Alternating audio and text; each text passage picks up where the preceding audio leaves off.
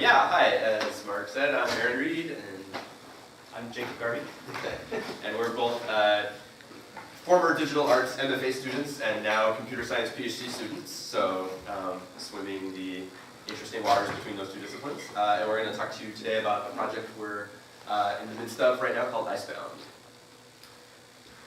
So this is an interactive narrative project that the two of us created. And I want to set up a little where we're coming from with it. It's kind of a pretty unique collaboration because both of us have a large mix of skill sets and we're able to both work on all the components of this. So we could both do coding, we could both do writing, we could both do graphic design. So it was a really different kind of collaboration than most of the ones I've had before, where it's like one person does the art and one person writes the JavaScript. We really, every aspect of the project was kind of collaboratively created, which was really cool. So, do you want me to read this? Yeah, go for it. So Icebound is a unique indie game that combines an interactive app using dynamic story techniques with a printed artist book enhanced with augmented reality. It tells the story of a writer named Christopher Holmquist who dies before finishing his final novel called Icebound. This nested, fragmentary story of doomed polar explorers becomes incredibly popular in the years after his death, with a generation wondering how the pieces were meant to tie together and how the story was supposed to have ended. In the far future, a wily publisher commissions an artificial intelligence recreation of Holmquist and asks it to finish the novel. The player must help this self-doubting AI explore the unfinished story and work together to figure out the right way for the novel to end. So as e-lit writers, both of us are inspired by books that aren't necessarily like the genre that you kind of typically see in mainstream games. So for us, works like Borges, the nested layers of reality, and Danielewski's House of Leaves, the sort of shifting interpretations and characters of Pale Fire, were all things that we draw inspiration from. And we wanted to create something that explores the combinatorial space of stories, and sort of also in contrast to the fixed branching or sort of rhizomatic narratives that we see a lot of times in interactive narrative. I guess our solution to this, or one way that we approached this, was to design interaction between multiple heterogeneous channels of story that would work together to give us the sort of total feel that we wanted, rather than saying like, no, we're going to make this like monolithic system that will do everything for us. This comes a little bit out of a lot of computer science-driven research into interactive narrative is looking to build kind of a single system that can drive a whole interactive narrative experience, and we're taking kind of an approach that's more, is this spoiling the pragmatic, I would say. Yeah. Taking a lot of different systems and having them work all together in a very layered, textured way. So what you see is kind of 5 channels of story that we sort of are using to tell the story of Icebound, and they each have different trade-offs between reader agency and author agency. Let me explain a little more clearly by walking you through sort of what each of these channels is like. So the most obvious one is reading the printed book that is part of the app. So somewhat obviously this has a very high author agency because we can control exactly what the reader is seeing, but very low reader or player agency. The printed book is an artifact that contains fragments of chapters from the unfinished novel, stories from the life of Christopher Holmquist, its original author, and stories about his AI recreation, who is called Chris. And it also has mysterious transmissions that somehow relate to Chris's creation and the publisher Tethys House that envisioned him. One of the key things, I guess, about the book is that it contains information that Chris is not supposed to know. So we'll get a little later how these two things interact, but that's the basics of the printed book. So the app itself on the iPad kind of flips that dynamic. It gives the reader a very high or a much higher amount of control over the assembly of the story. So I guess real quick we'll dive into this. So this is a screenshot from the sort of primary mode of the app, which is where you're exploring the Chris's reconstruction of the Icebound novel. So there's lots of different pieces, but so we'll just take you through this a little bit at a time. So we'll start by looking at the map in the upper right-hand corner. Here it goes. So the stories in the app move backwards in time through different eras of human exploration. They focus on different explorers who spent time in a polar base called Karina Station, which is where the narrative takes place in. So each map is handcrafted for a particular level, which is a story, but it's filled with these things called sockets. It's a little hard to see the unlit parts of that, but there are a number of rooms, some of which are lit up right now and some of which are dark. Yeah. And so these empty sockets are filled with story symbols when each level is begun, and at runtime, the game populates these sockets with story symbols, which you can see right here, like secrets and stuff like that.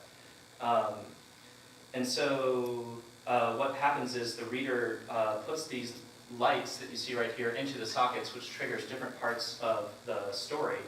But you don't have enough lights to fill all of the sockets, so you have to make choices about which ones you're going to activate and which ones you aren't, which is where we get into the combinatorial space of the narrative. So for these sockets, you might have you have different flavors. Like this one would be always on, where we can define like this part of the story will always be enacted. You also have level specific, so things that we've offered specifically for this sort of story possibility space. And so, like for example, from all of these cards for the level, it might select creative for Katrine, so she will be creative in this build of the story. And we also have global cards, or global symbols, which can come in for any part of the game. So in this case, of all these, Afraid of the Dark has been selected for Katrine. But for any of the other given stories or any of the other characters with global sockets, they could also be afraid of the dark instead. So it's an interesting sort of possibility space. So do you want to? Sure.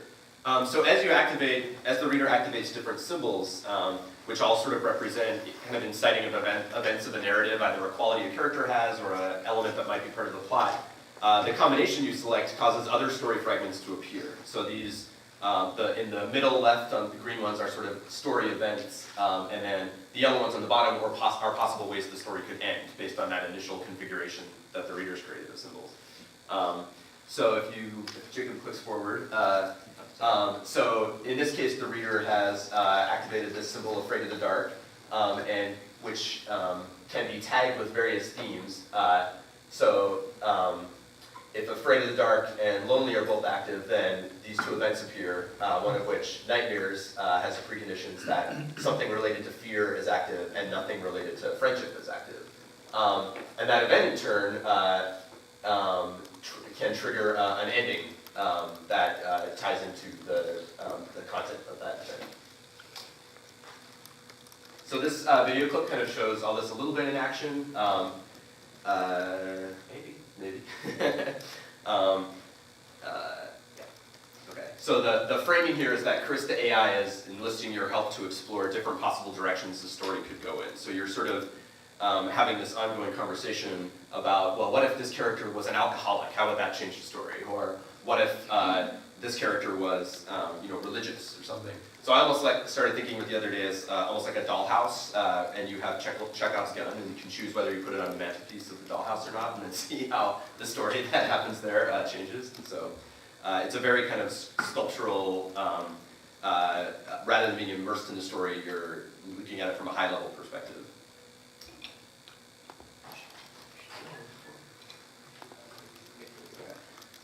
So with this mechanic, you're ceding a lot of control to the reader about what kind of story is being told, whether it's happy or sad, and sometimes even the genre of the story based on the kinds of elements that the reader chooses to activate. But the player or reader gains a lot of feelings of agency and feeling like the story is responding to what they're doing. Yeah, sure. So the reader also has another way of interacting with the app, which is sort of like assembling fragments of the story. So you start off in this view, and then you rotate the iPad to portrait mode, and then you get something like this. And you can see the symbols and events and endings that you've activated extended out into story snippets. And so the idea we're going for aesthetically with this is sort of excerpts from the novel as it would be. There's also shimmer text, which you're seeing down here. Which is sort of like word-based like variations, and the reader can actually like resolve those for word choices that they like better. And sometimes it's kind of fun too as writers to like Because when you're writing, you're always kind of like, oh, I should do it like this. Oh, wait, no, I should use this word choice. And you're like, I'm going to do both, and then we'll let the reader decide. So it's kind of an interesting thing. Yeah, I'm sorry that's not more readable, but basically you can kind of see, hopefully, that the text was moving around a bit. Yeah. And so the fragments are kind of like, they're loosely ordered, and we use templating to actually change those to make a more sort of causal link between the different fragments. And yeah, so we sort of leave it to the reader to bridge the gaps between those lexias. So you've got, the symbols and then the events and the endings, and between all of those, you sort of set up the scene, what things that the scene triggers, or things that happen in the scene, and then how the scene resolves itself. And this isn't actually, this isn't a crazy new technique. There's actually Story Nexus stories use this as well. They refer to it as the fires in the desert, sort of like the idea of that, which is, just basically that we're really good at making stories. So if you put a bunch of storied events in front of people, they will figure out ways to link those two together. This is similar to some papers by Mark Bernstein describing a system called Card Shark and Thespis that are based on kind of story cards that the user is selecting, and then preconditions kind of tie them together. Sure. So for an example of how the templating works, we have all these kind of slots in the text that can be filled in with the particular characters who this story fragment is being used by, and things like what time period they're from, what their personality is, and even some of the shimmer text ties into this, so players selected variations on this. So I'm going to read the top left one, and you can follow along with reading the bottom one while I'm reading the top one, okay? So let's go. Katrine was told by her advisor, specifically told. Sorry, not the performance. Watch with your eyes. But thank you for your participation.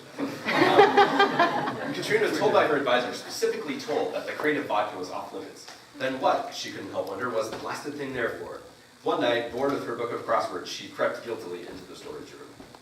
So you can kind of see that it's the same text, but there's enough differences in there that it feels a little bit customized to the particular character who's been casted in that fragment. Cool. Yeah, so another layer on top of this is dialogue with the NPC, so dialogue with Chris. And so this has sort of like split between kind of medium agency between the author and the reader. So basically what you have down here in the corner is you also have running commentary from Chris while you're manipulating things. And he reacts to events that are triggered and everything. So with this, it can trigger dialogues. It has sort of like a more traditional branching. These are choices, and that's really dark compared to what's on my screen. But so Chris's story, though, is sort of the overarching narrative. We use it as the way to tie the glue together. So each of these levels is kind of like a short story. But Chris's reaction to it and his explanation of the characters and where he was as a writer as he was trying to create it, or his problems and the reasons he can't figure out how that story should end, is the story that you're really trying to solve in playing this. And so it's also dynamic. So we've got the same grammar system that we used for the cards also being used for Chris, which really helped us reduce our effort for authoring stuff. And he can also reference sort of past events or past choices that the readers have made as well. So it's it's fairly dynamic. But yeah, it's basically we're using a lot of the same techniques that we're using for the interior story that the player is manipulating to control the frame story of your interaction with this character who you're building the story with. So we talk about them as being separate channels, but there actually is a lot of shared code and shared design patterns between them, which I think is it's been really interesting as a writer. Yeah, well, especially when you get to writing, that you have a pattern you can follow is good. So there's a bit of a trade-off for that. And so then last, we use the book itself. So you come back to the book, and you can use it to actually alter the story or alter the state of the app using augmented reality. Sure. So after you've spent all your time with the particular story, configuring it, and you get it the way you want, and you have an ending that you decide is how it should end, you need to convince Chris that this is the right way for that story to end. And he is often initially skeptical. So the way you convince him is by showing him pages from this printed book. And so I said earlier, this is kind of contraband he's not allowed to see. But what we do is we use markerless tracking augmented reality technology to recognize what page of the book you're looking at and overlay images, animations, movie clips on top of this. And this is kind of representing almost like a look into Chris's subconscious mind. So this is kind of another storytelling channel on one level, but it also serves this sort of gameplay purpose because you use this as an input mechanic to convince Chris that your selected ending is right. So the next slide kind of explains this. When we get there. Really? Is this what we're going? Did you click back? Maybe pause. Now go. Okay. All right. So so how does this work? So every ending the reader might select, and every page in the book are both tagged with themes. And if a book page has any overlapping themes with an ending, just click forward to the next. Yeah. Okay. So book pages are tagged with themes. Endings are tagged with themes. And as you're looking through the book, if there is an overlap between those themes at all, Chris will say, "Oh, I see. You're right. This image helps me know that the theme of people being resolute is important to this ending you've selected." So cool. That's how the story will end. So the interesting thing about this, okay, so yeah, and here we see Chris agreeing. Says, "Of course you're right. The story should end that way. I see how the theme of going over the brink is right for this ending." So what's interesting about this to me is that while the mechanic maybe kind of suggests a puzzle game where you're trying to find the one right page in the book to end the story, it actually doesn't work that way. The reader can find surprising combinations of pages and endings to resolve stories. And there's no combination that doesn't also have like a sort of matching page in the book. We really wanted to remove the sort of idea that you could interact or you could create stories in a wrong way. So really like all sorts of input is valid. Right. And the sort of final part of this is that you're sort of mechanically resolving a story by matching up these themes, but each of these pages also contain information that might change the way Chris thinks about himself or about you. So if you show Chris a story in the book where it's revealed that he, as an artificial intelligence project, was considered a failure, that might have bad effects on his emotional attitude and the way he's going to relate to you in future snippets of text. So so it kind of makes it a decision that is problematized by you might want to show up a particular page to get the ending you want in the interior novel of Icebound, but that's possibly going to affect the outer frame story of your relationship with this AI character.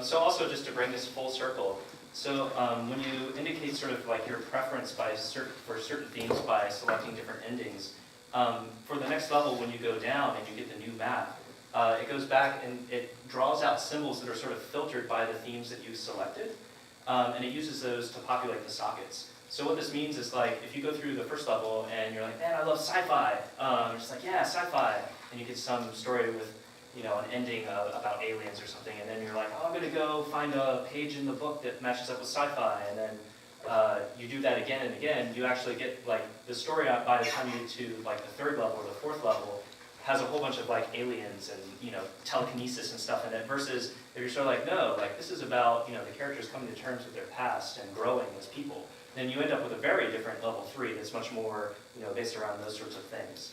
And so in that way we sort of feel like it really shows how the reader can actually have an effect on the generative space itself. It's not kind of like a throwaway thing.